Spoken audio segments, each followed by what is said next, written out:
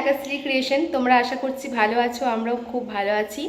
আজকের ব্লগটা আমি শুরু করছি 12টা থেকে, একদম রাইট দুপুর 12টা বাজে। সকাল থেকে ব্লগ স্টার্ট করা হয়নি, ঘুম থেকে উঠেছি অনেকটাই লেট করে, বুঝতেই পারছো, যেহেতু এখন এই বাড়িতে আছি। আর তারপর আর কি খাওয়া দাওয়া হয়েছে সকালবেলা, তারপর মায়ের সাথে সবজি টবজি কেটে আর কি হেল্প করছিলাম। আর এখন স্নান টান করে একেবারে তোমাদের সামনে এলাম আর কি ভিডিওটা ইন্ট্রো দিতে। নিচে গিয়ে আমি এখন রান্না করব। বাবা সকালবেলা মাটন নিয়ে এসেছে, জামাইয়ের জন্য মাটনের ঝোল হবে, আর মাটনটা রান্না আমিই করব। তো মা বাকি সমস্ত আর কি মশলা টশলা রেডি করছে, আমি গিয়ে এক্ষুনি রান্না বসাবো। এখন 12টা বেজে গেল, আর মাটন রান্না হতে অনেকটাই লেট হয়ে যায়, হয়তো রান্না হতে হতে দুপুর 2টো বেজে যাবে। যাই হোক, তো চলো এইভাবে ভিডিওটা শুরু করলাম এখন থেকেই। চলো নিচে গিয়ে সমস্তটাই শেয়ার করছি, রান্নাবান্না করছি। চলো আবার পরে দেখা করছি। মাংস রান্না করার জন্য প্রথমেই যেটা করতে হবে আর কি, পেঁয়াজটা ভাজতে হবে লাল লাল করে। সে কারণে দেখো প্রথমেই তেলের উপরে গোটা গরম মশলা ফোড়ন দিয়ে আর কি আমি পেঁয়াজগুলো দিয়ে দিলাম। আর আমি তো তোমাদেরকে আগেই বললাম যে মা সমস্ত সবজি কেটে মশলা বেটে রেডি করে রেখেছে, আমি জাস্ট রান্নাটা করব। আর এইদিকে 1 কিলো মতো মাটন আছে, দেখো রান্নাটা আর কি মানে মাটনটা আর কি ভালো করে ধুয়ে পরিষ্কার করে রাখা আছে। আর ওইদিকে মটনের মধ্যে দেওয়ার জন্য টমেটো আর পেঁপে কাটা আছে। পেঁপে দিলে আর কি খুব টেস্টও হয়, আর তার সাথে কিন্তু মানে মাংসটা তাতে সেদ্ধও হয়ে যায়। আর তারপর পেঁয়াজটা একটু লাল লাল করে ভাজার পরে গ্রেট করা রসুন দিয়ে দিয়েছিলাম। আর এই মানে মটন বা চিকেন যাই হোক না কেন, রসুনটাকে একেবারে মিহি পেস্ট করার থেকে যদি একটু গ্রেট করে বা একটু হাফ যদি পেস্ট করা হয় তাহলে কিন্তু টেস্টটা বেশি ভালো হয়।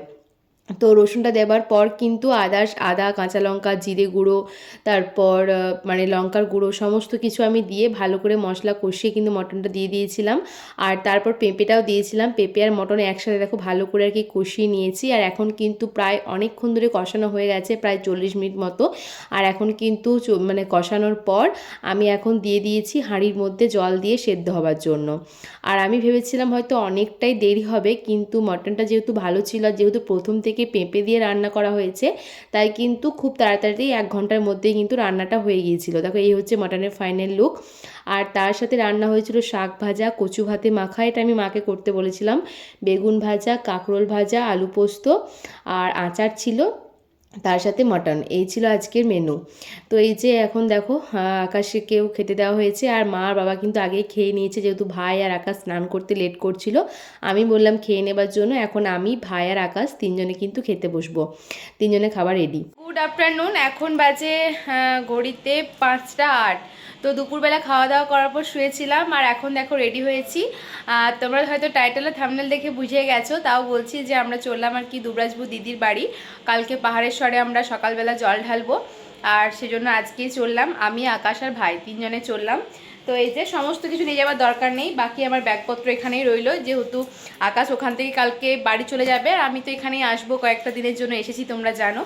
আর এই একটা ব্যাগ নিয়েছি সবার আর কি জল ঢালার জন্য ড্রেস আছে, আর ওখানে গিয়ে আর কি পড়ার জন্য টুকটাক। তোমার মুডটা তো অফ কেন, শ্বশুর ঘর থেকে চলে চলে নাকি? যাই হোক, তো চলো এখন আমরা প্রথমে যাব জেঠুদের বাড়ি, কারণ কি আমি তো এখানে থাকবো, যাবো আর কি, কিন্তু আকাশ কাল থেকে আসার পর একবার জেঠুদের বাড়ি যাওয়া হয়নি। একেবারে জেঠুদেরকে দেখা করে তারপর ওইদিকে বেরিয়ে যাব।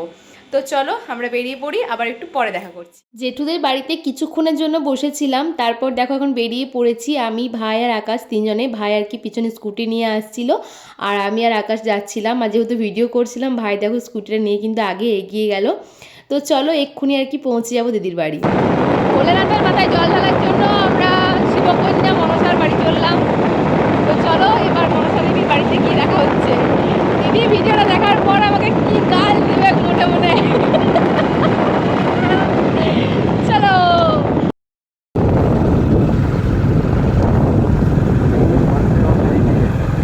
না না, ঘরটা কি বেরিয়ে যাবে আনখাই,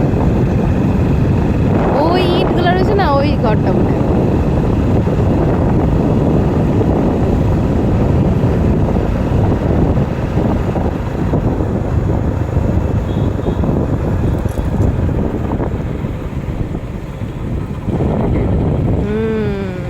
आ गया, हम लोग मनसा मंदिर पे आ गया।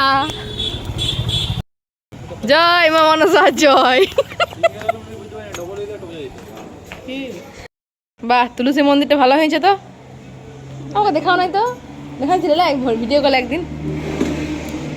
দিদির বাড়ি আমরা সন্ধে হবার আগেই মানে 6টার মধ্যে কিন্তু পৌঁছে গিয়েছিলাম। আর এই যে এখন সবাই মিলে বসেছিলাম, দিদি এখন চা করে দিল সবাইকে।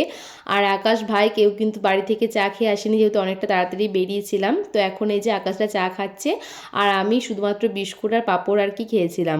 তারপর অনেকক্ষণ সবাই মিলে একটু গল্প টল্প করা হলো। আর এখন দিদি আর কি রুটি করছিল, তো আমি বললাম যে রুটিগুলো আর কি একটু বেলে দিই। আর এদিকে দেখো দিদিগুলো আর কি রুটিগুলো সেঁকছিল।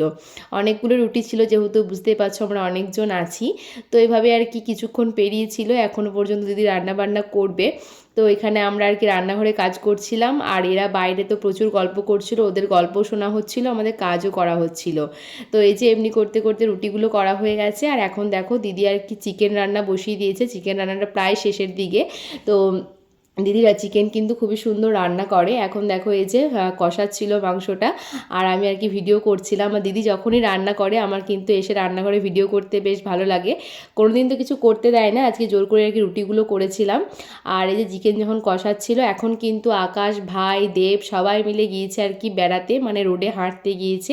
আর আমি দিদির সাথে রান্নাঘরে ছিলাম। আর এই যে এখন রান্নাঘরে ছিলাম, দিদি বললো একটু টেস্ট কর নুন ঝাল। তো এই যে কষা মাংস আর কি আমাদেরকে মানে আমাকে দিল, আমি আর জিজু খেয়েছিলাম দুজনে। তারপর ওরা চলে এসেছে বেশ কিছুক্ষণ পর, এখন 9:30 মতো বাজে। রাতের খাবারও দিয়ে দিয়েছে, কুমড়ো সবজি চিকেন রুটি, এই ছিল আজকের ডিনার।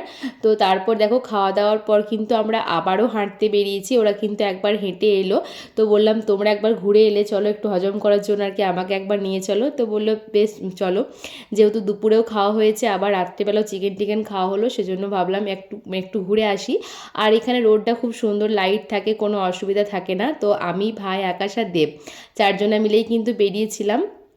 তো অনেক গল্প করতে করতে মজা করতে করতে যাচ্ছিলাম। আর এই যে দেব, ও এত হাসির কথা বলে, মানে সব সময় ঠিক আছে প্রচুর এন্টারটেন করে আমাদেরকে। আর আকাশ তো সবসময় ওর পেছনেই লেগে থাকে।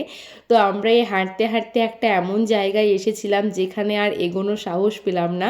একটা গাছের সামনে একটা ল্যাম্পপোস্টে লাইট ছিল, আর সেই লাইট দেখো দীপ দীপ দীপ দীপ করছে, যেমন সেই হরর ফিল্মে বা ভূতের সিনেমায় দেখায় না যে ভূতের সিনেমায় এরকম লাইটগুলো আর কি জলে আর নেভে, তো সেরকম হচ্ছিল। আর এখানে আর কি ভাই আর দেব তো বেশি আর কি যাওয়ার চেষ্টা করছিল, আবার ভয় দেখাচ্ছিল। তো এই করতে করতে আমরা কিন্তু আর এগোইনি, আমরা ফেরত চলে এসেছিলাম ওখান থেকে। আর ভিডিও করিনি রাত্রেবেলা, কালকে সকালে আবার ভিডিও করব। এটা এমন কিছু ভয়ের জিনিস নয়, তবু আমরা একটু আর কি মানে ভয় পেয়ে চলে এসেছিলাম। যাই হোক, তো চলো বন্ধুরা আজকের ব্লগটা এখানেই শেষ করছি, দেখা হবে নেক্সট ব্লগে। আজকের মতো গুড নাইট।